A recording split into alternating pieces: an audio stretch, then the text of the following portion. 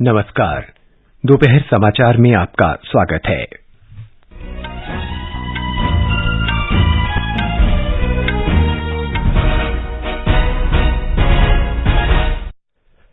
महिला सशक्तिकरण पर G20 मंत्री स्तरीय सम्मेलन गांधीनगर में शुरू। प्रधानमंत्री नरेंद्र मोदी ने कहा, महिला नेतृत्व वाला विकास दृष्टिकोण महिला सशक्तिकरण का सबसे प्रभावी तरीका। प्रधानमंत्री आज उत्तर प्रदेश और दक्षिणी राज्यों के एनडीए सांसदों से मुलाकात करेंगे। लोकसभा की कार्यवाही मणिपुर मुद्दे पर हंगामे के कारण दिन भर के लिए स्थगित। वित्त मंत्री निर्मला सीतारामन आज शाम जीएसटी परिषद की बैठक की अध्यक्षता करेंगी। हरियाणा हिंसा मामले में 116 लोग गिरफ्तार।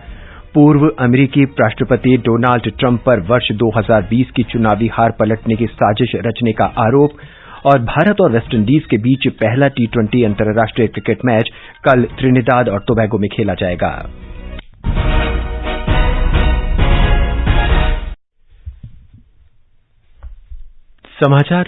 दोपहर समाचार के साथ मैं नवीन सक्सेना।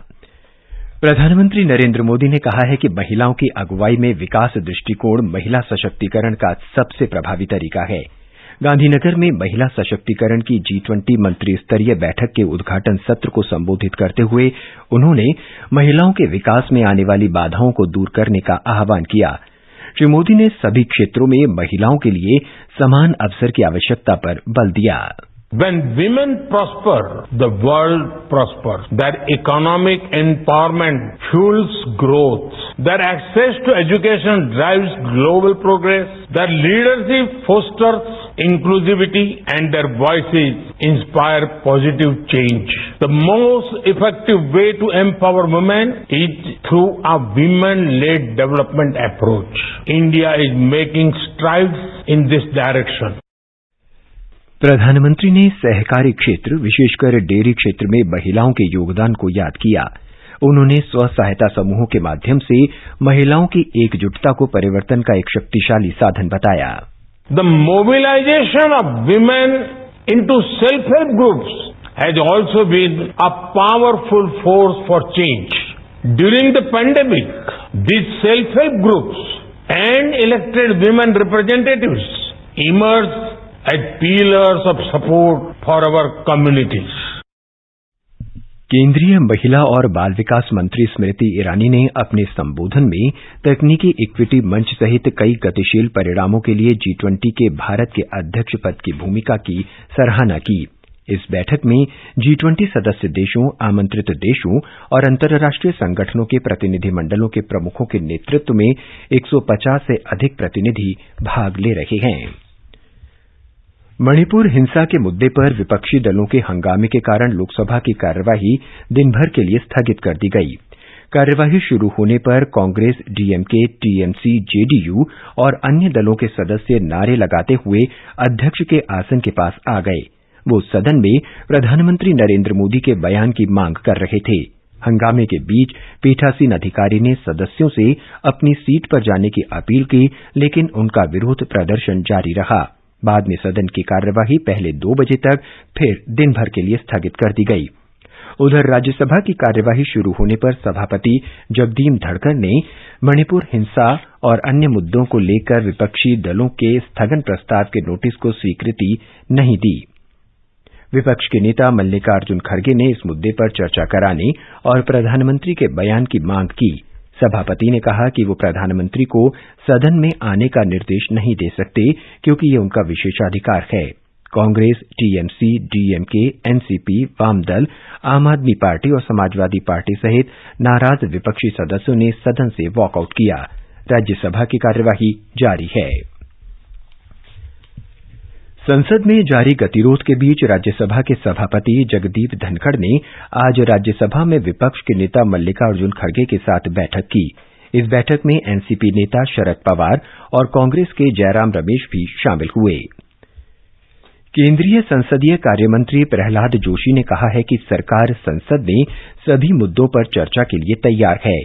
संसद से बाहर संवाददाताओं से बातचीत में श्री जोशी ने कहा कि विपक्ष चर्चा से भाग रहा है। केंद्रीय मंत्री अर्जुन राम मेघवाल ने कहा कि राज्यसभा के सभापति मणिपुर हिंसा पर चर्चा के लिए नोटिस मंजूर कर चुके हैं, लेकिन विपक्ष नियमों का हवाला देकर चर्चा में शामिल नहीं होना चाहता। जब ऑनरेबल चेयरमैन राज्यसभा ने ये कहा कि मैंने मणिपुर पे चर्चा का नोटिस एडमिट किया और चर्चा के लिए उन्होंने नाम पुकारा और हमारी तरफ से बोलने शुरू हुआ तो उन्होंने रूल का बहाना बना दिया। इसका मतलब वो बहाने बना रहे हैं, हम चर्चा नहीं चाहते हैं, नंबर 1। नंबर 2, आज वैसे भी लोकसभा में बहुत इंपॉर्टेंट बिल दिल्ली टेरिटरी से संबंधित लगा हुआ है, तो उस बिल पे चर्चा आज लोकसभा में होगी और राज्यसभा में हमारे 3 बिल लगे हुए हैं। इस बीच विपक्षी नेताओं ने आज राष्ट्रपति द्रौपदी मुर्मू से मुलाकात कर मणिपुर मुद्दे पर हस्तक्षेप की मांग की। उन्होंने मणिपुर की स्थिति पर एक ज्ञापन सौंपा। नेताओं ने राज्य में शांति और सद्भाव स्थापित करने के लिए राष्ट्रपति मुर्मू से हस्तक्षेप का अनुरोध किया। रेल मंत्री अश्वनी वैष्णव ने कहा है कि उनका मंत्रालय यात्रियों की सुरक्षा के लिए प्रतिबद्ध है। लोकसभा में एक प्रश्न का उत्तर देते हुए उन्होंने कहा कि रेलवे स्टेशनों पर सीसीटीवी कैमरे लगाने से अपराधों को कम करने में काफी मदद मिली है। अश्वनी वैष्णव ने बताया कि वीडियो निगरानी के माध्यम से रेलवे स्टेशनों पर मानव तस्करी के कई मामलों का पता लगाया गया है। अब तक 866 स्टेशन पे अच्छा एक सीसीटीवी का सिस्टम लग चुका है और इसके अच्छे परिणाम भी आए। बहुत सारे जो दिक्कतें थी उनको सॉल्व किया गया है। आईपी बेस्ड सीसीटीवी कैमरा में साइबर सिक्योरिटी वाला एलिमेंट बहुत इंपॉर्टेंट होता है, तो साइबर सिक्योरिटी वाले एलिमेंट को ध्यान में रखते हुए बहुत ही स्ट्रिक्ट स्पेसिफिकेशन बनाए गए। केंद्रीय कपड़ा मंत्री पीयूष गोयल ने कहा कि सरकार ने देश के कपड़ा उद्योग को वैश्वीकृत करने के लिए साझेदारी और अंतर्राष्ट्रीय सहयोग परियोजनाओं की परिकल्पना की है। आज लोकसभा में एक उत्तर में श्री गोयल ने कहा कि भारत ने अब तक विभिन्न व्यापारिक भागीदारों के साथ 13 मुक्त व्यापार समझौतों और 6 विशेष व्यापार समझौतों पर हस्ताक्षर किए हैं। केंद्र ने कहा है कि साइबर अपराधों, विशेष रूप से बच्चों को प्रभावित करने वाले साइबर अपराधों से निपटने के लिए कई निवारक उपाय किए जा रहे हैं। इलेक्ट्रॉनिक्स और सूचना प्रौद्योगिकी मंत्री अश्वनी वैष्णव ने आज लोकसभा में एक उत्तर में कहा कि गृह मंत्रालय क्षमता निर्माण के लिए महिलाओं और बच्चों के खिलाफ साइबर अपराध निवारण के अंतर्गत राज्य और केंद्रशासित प्रदेशों को वित्तीय सहायता प्रदान करता है।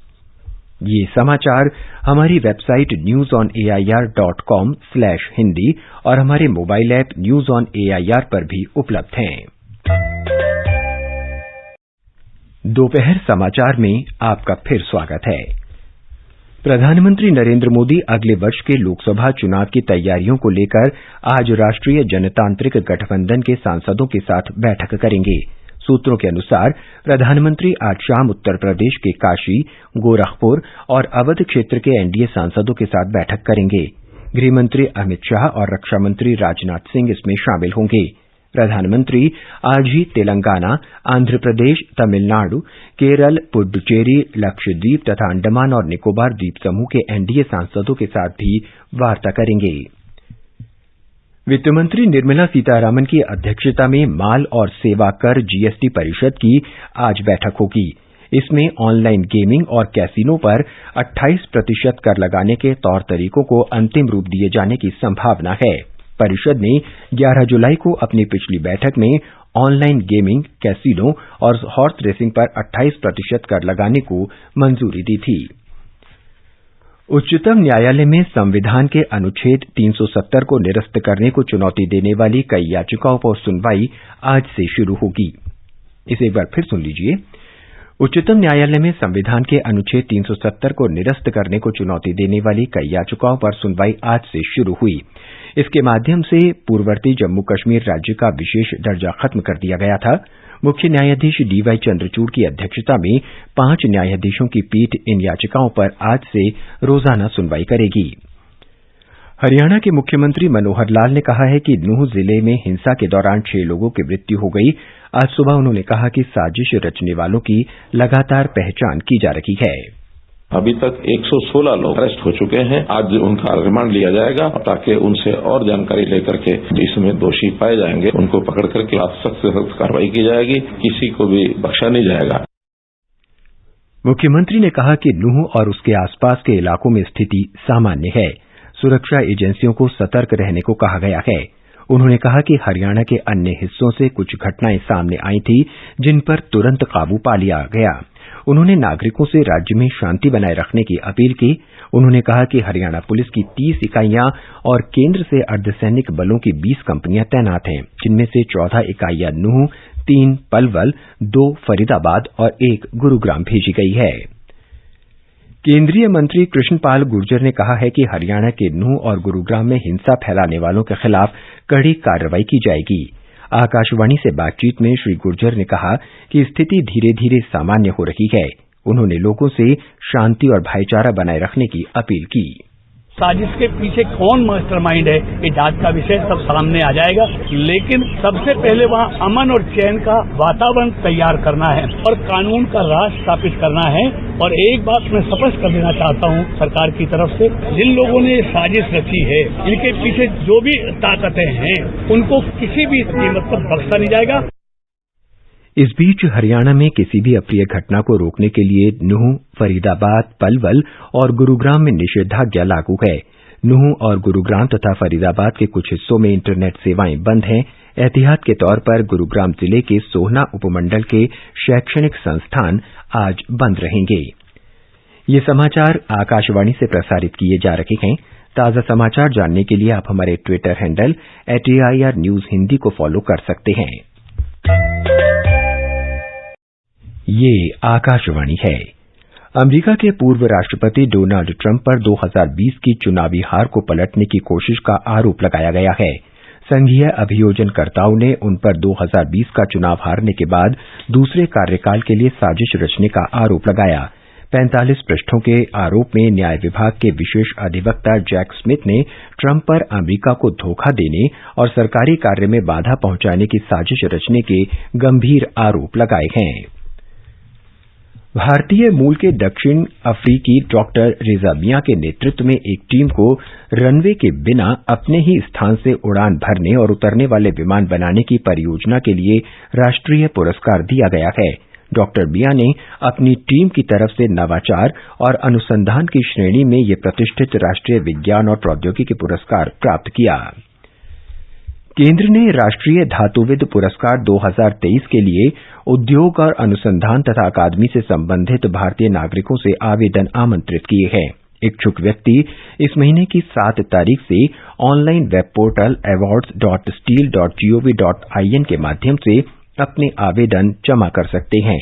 अगले महीने की 6 तारीख तक आवेदन जमा कराए जा सकते हैं।